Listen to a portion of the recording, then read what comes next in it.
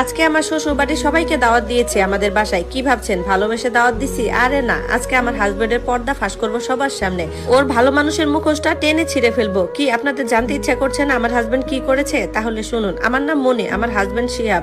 Private কোম্পানিতে চাকরি করেও চাকরির সূত্রে আমরা আলাদা বাসায় থাকি। আমার পড়ালেখা অনেক আগেই শেষ হয়েছে। চাকরির জন্য প্রস্তুতি নিতে চেয়েছিলাম, কিন্তু শিহাব রাজি ছিল না, তাই আর এগোইনি। এবার আসি আসল কথায়। গত কয়েকদিন ধরে শিহাবকে খুব অচেনা লাগছিল আমার কাছে।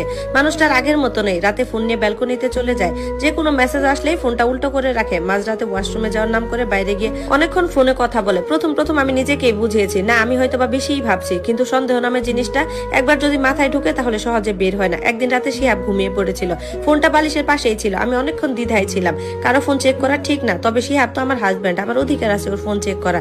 আমি নিজেকে সামলানোর চেষ্টা করেছি, তবুও বুকের ভেতরের অস্থিরতা আমাকে থামাতে দেয়নি। কাপা হাতে ফোনটা তুলে নিলাম। পাসওয়ার্ডটা আগে থেকেই জানা ছিল। ফোন খুলতেই বুকটা ধক করে উঠলো। কল লিস্টে একটা নাম বারবার চোখে পড়ছিল। মেসেঞ্জারে ঢুকতে আমার চোখটা বড় বড় হয়ে গেল। সেখানেও একই নাম, তানিয়া ভাবি। তানিয়া শিহাবের মামাতো ভাইয়ের স্ত্রী।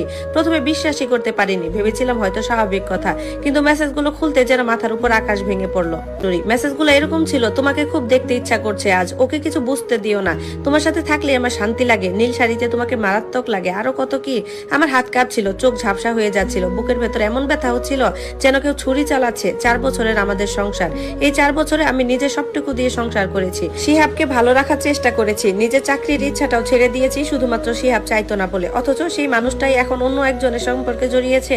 সেদিন রাতে আমি এক ফোঁটাও ঘুমাতে পারিনি। পাশে শুয়ে থাকা মানুষটার দিকে তাকিয়ে শুধু একটা কথাই মনে হচ্ছিল, মানুষ এত সহজে কিভাবে বদলায়। এই মানুষটাকে সবাই বউ পাগল বলতো। এত যত্ন, এত ভালোবাসা, সবকিছু কি তাহলে লোক দেখানো ছিল? পরদিন থেকে আমি একদম স্বাভাবিক আচরণ শুরু করলাম। শিহাব বুঝতেই পারলো না যে তার গোপন কথা ধরা পড়ে গেছে। সকাল থেকে আমি ব্যস্ত হয়ে পড়লাম। রান্নাঘরের এক কোণ থেকে আরেক কোণ ছুটে বেড়াচ্ছি। চুলার উপর একসাথে কয়েকটা হাঁড়ি বসানো, এক পাশে গরুর মাংস রান্না হচ্ছে, অন্য পাশে মুরগির রোস্ট। ফ্রিজ থেকে আগে থেকে বের করে রাখা মাছগুলো মশলা মাখিয়ে রেখেছি। পুরো বাসা জুড়ে খাবারের দারুণ গন্ধ ছড়িয়েছে। আর শিহাবের পরিবারের সবাই আসবে, শ্বশুর শাশুড়ি ননদ মামা শ্বশুর সবাইকে আসতে বলেছি।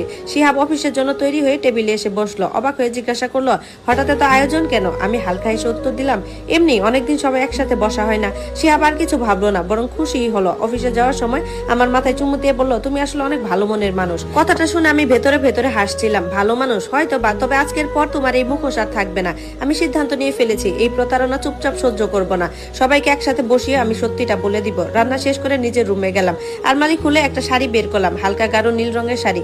খুব সুন্দর হয়ে নিজেকে তৈরি করলাম। চোখে হালকা কাজল, ঠোঁটে হালকা লিপস্টিক। আয়নার সামনে কিছুক্ষণ নির্বিকার হয়ে দাঁড়িয়ে থাকলাম। না, আজকে তো আমাকে দুর্বল দেখালে চলবে না, আজ আমাকে শক্ত হতে হবে। নিজের চোখের পানি নিজেকেই আটকাতে হবে। দুপুরের দিকে একে একে সবাই আসতে শুরু করলো। বাসা মুহূর্তেই ভরে গেল মানুষে। শাশুড়ি এসে বললেন, বা বৌমা, এত কিছু রান্না করেছো? আমি মিষ্টি এসে বললাম, আপনারা আসবেন, একটু তো আয়োজন করতেই হয়। শিহাবের মামাতো ভাই রাসেল আর তার স্ত্রী তানিয়াও এসেছে। তানিয়াকে দেখে আমার বুকের ভেতরটা মোচড় দিয়ে উঠলো, অথচ মুখে কিছুই প্রকাশ করলাম না। তানিয়া স্বাভাবিক গলায় বলল, কেমন আছো মনি? ভালো। ছোট্ট একটা উত্তর দিয়ে আমি রান্নাঘরের দিকে চলে গেলাম। তানিয়ার দিকে বেশিক্ষণ তাকিয়ে থাকতে ইচ্ছা করছিল না। যে মেয়েটাকে এতদিন নিজের মানুষ ভাবতাম, সেই মেয়ে আমার সংসার ভাঙছে। একটু পর সবাই একসাথে খেতে বসলো। ডাইনিং টেবিল ভর্তি নানান রকমের খাবার। শিহাবও দুপুরের দিকে বাসায় চলে এসেছে। খেতে খেতে শিহাব বলল, মনি, আজকে কিন্তু সত্যি অসাধারণ রান্না হয়েছে। শাশুড়িও প্রশংসা করলেন আর বললেন, মেয়েটা সংসারটা মন দিয়ে করছে। আমি শুধু হাসলাম। এই হাসির আড়ালে যে কতটা কষ্ট লুকানো সেটা কেউ বুঝলো না। খাওয়া শেষ হওয়ার পর সবাই বসার রুমে এসে বসলো। কেউ গল্প করছে, কেউ চোখ বন্ধ করে ঘুমানোর চেষ্টা করছে। আমি গভীর একটা শ্বাস নিলাম। বুকের ভেতরটা প্রচন্ড কাঁপছিল। তারপর ধীরে ধীরে সবার সামনে গিয়ে দাঁড়ালাম। শিহাব ভ্রু কুঁচকে বলল, কি হয়েছে মনি? আমি সবার দিকে একবার চোখ বুলিয়ে নিলাম। তারপর শান্ত গলায় বললাম, আজকে আপনাদের সবাইকে একসাথে ডাকার একটা কারণ আছে। ড্রয়িং রুমের ভেতর মুহূর্তে নীরবতা নেমে এলো। সবাই আমার দিকে তাকিয়ে আছে। শিহাব ভ্রু কুঁচকে বলল, কি হয়েছে মনি? আমি ধীরে ধীরে একটা নিঃশ্বাস নিলাম। হাত পা কাঁপছিল, বুকের ভেতরটা ধুকপুক করছিল ভয় আর অস্থিরতায়। কিন্তু আজ আর পিছু হটার কোনো সুযোগ নেই। আমি শান্ত গলায় বললাম, আজ আপনাদের সবাইকে একসাথে ডাকার একটাই কারণ আছে। আমি চাই একটা সত্যি সবাই